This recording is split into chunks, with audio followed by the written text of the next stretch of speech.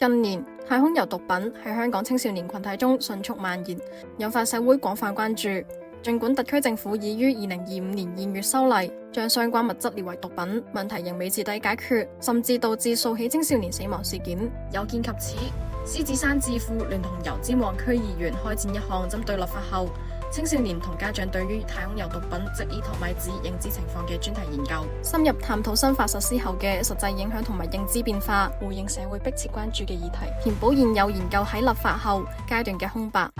今次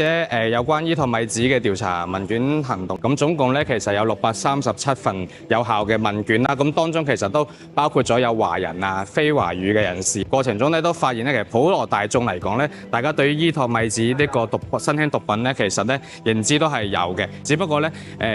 我哋發現當中一啲少數族裔嘅人士佢對於依托米酯嘅認識可能存在一定嘅不足，希望政府去多加呢方面嘅宣傳。另外一個就係我哋亦都鼓勵或者建議政府同學校同家長嘅一啲團體家長接觸方面多宣傳依托米酯嘅危害，等佢哋喺屋企都構成一個保護屏障，教育引導青少年防毒禁毒。